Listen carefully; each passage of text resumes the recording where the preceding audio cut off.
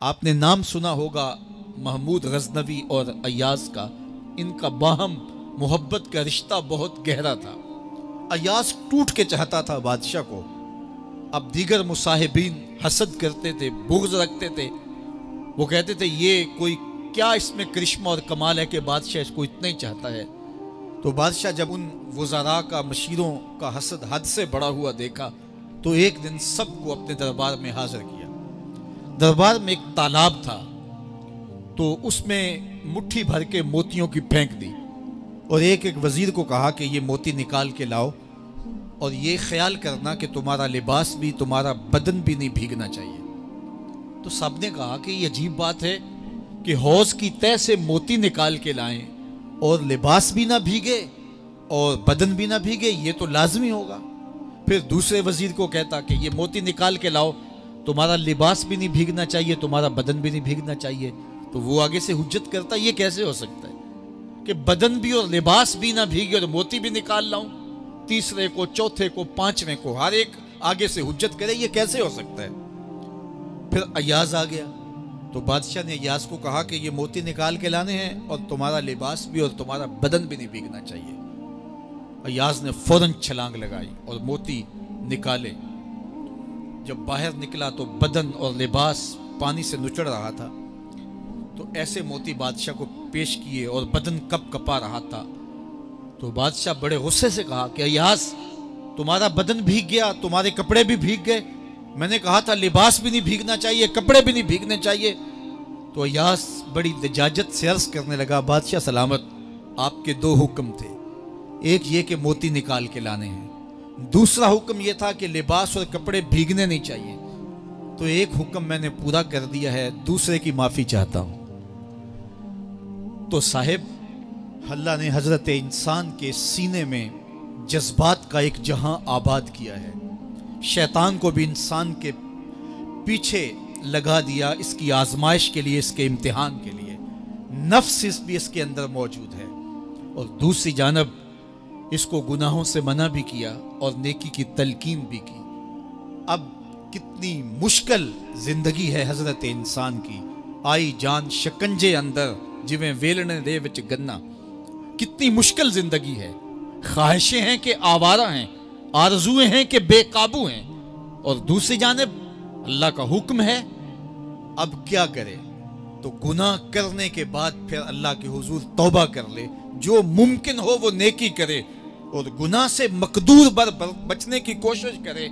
लेकिन बशरी तकाज़ों के तहत अगर उससे गुनाह कभी सरजद हो जाए तो उस पर अकड़े ना और उस पर मुसर ना रहे, उस पर असरार ना करे, बल्कि फौरन अल्लाह के हुजूर तौबा करे। गुनाह करने के बाद बंदा जब तौबा करता है, अत्ताइबु मिनज़्ज़म्बि कमल ला ज़म्ब लहू, तो वो ऐसे होता है जिस तरह उसने गुनाह किया हुआ ही नहीं। बंदा 100 बार गुनाह करके तौबा करे, अल्लाह 100 बार माफ फरमा दे। वो करीम है, 70 माओं से ज्यादा प्यार करता है। तो बंदे उसकी दहलीज पे जब तौबा करते हैं, रुजू करते हैं और उससे माफी मांगते हैं, तो वो ये नहीं देखता कि ये गुनाहगार कितना बड़ा है। वो ये देखता है कि ये मेरी दहलीज पे आया है और उसके माँ कबल के सारे गुनाह माफ भी करता है, बल्कि गुनाहों को बदल के नेकियों में भी तब्दील कर देता है। आइए अब कुरान मजीद में उन लोगों की कहानी भी पढ़िए जो अपनी ज़िंदगी को अपने मालिक के नाम लगा चुके हैं और उनसे अगर कोई मामला सरजद हो जाता है तो वो किस कदर अल्लाह से डरते हैं। वल्लज़ीना युतूना मा आतौ व कुलूबुहुम वजिला अन्नहुम इला रब्बिहिम राजिऊन।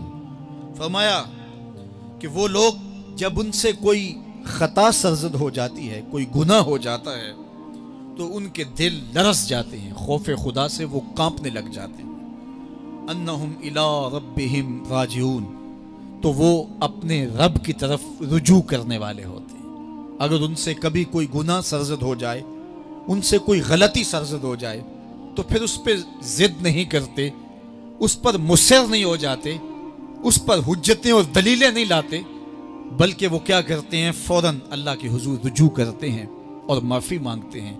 और अल्लाह को ये बहुत पसंद है कि कोई मुझसे माफ़ी मांगे और अल्लाह उन्हें माफ़ कर देता है। अल्लाह अकबर।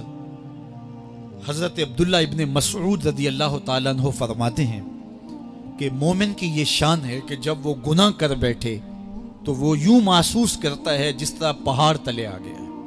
ये उसकी कैफियत है कि गुनाह करने के बाद, नाफरमानी करने के बाद उसका दिल लरज उठता है। वह कुलूबुहुम वजला, उनके दिल खौफ खुदा से लरजने लग जाते हैं कि हमसे ये गुनाह क्यों सरजद हो गया, ये तो अल्लाह की नाराजगी का सबब है। तो हज़रत अब्दुल्ला इब्न मसूद फरमाते हैं यूं महसूस करते हैं जिस तरह पहाड़ तले आ गया है और पहाड़ अभी गिर जाएगा और उन्हें कुचल देगा। तो वो जल्दी जल्दी तलाफी करते हैं, तौबा करते हैं, रुजू इल्लल्लाह करते हैं ताकि हमारा गुनाह माफ़ हो जाए। और मुनाफिक की मिसाल भी बयान की गई, जब वो गुनाह करता है तो यूं महसूस करता है जैसे बदन पे मक्खी बैठी थी, हल्के इशारे से उड़ा दी। सवेर से लेकर शाम तक कितनी बार हम अपने बदन पे बैठी मक्खियां उड़ा देते हैं और हमें शाम को याद भी नहीं होता कि ये अमल हमने कितनी बार किया है। मैं और आप अपने अंदर उतर करके देख सकते हैं हमारी कैफियत बातिन क्या है।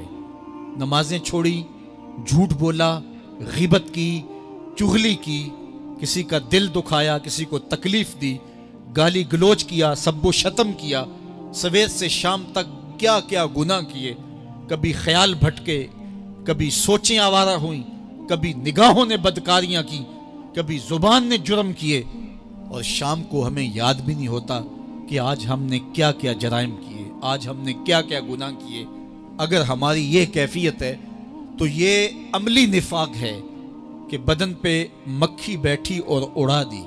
और अगर हमारी कैफियत ये है कि गुनाह के बाद ये महसूस होता है कि हम पहाड़ तले आ गए और अल्लाह की नाराज़गी हमने मूल ले ली और जल्दी जल्दी तौबा करके रुजू करने की जानिब बढ़ते हैं, तो फिर मुबारक हो। नहीं तो मुझे और आपको अपना मुहासबा करना चाहिए। हमारे दिलों पर जंग चढ़ गए हैं और हमारी कैफियत ये हो गई है कि गुनाह करने के बाद भी हम डटे रहते हैं। जबकि ज़िंदगी असहाब रसूल की देखिए उनसे भी कभी कोई ख़ता सरजद हो जाती तो वो फ़ौरन उस गुनाह की तलाफ़ी के लिए हुजूर की बारगाह में हाजिर हो जाते।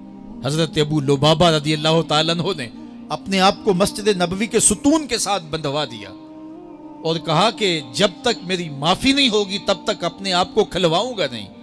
और फिर जब उनकी बख्शिश का ऐलान हुआ तो फिर हुजूर के हाथों से अपने आप को उन्होंने खलवाया।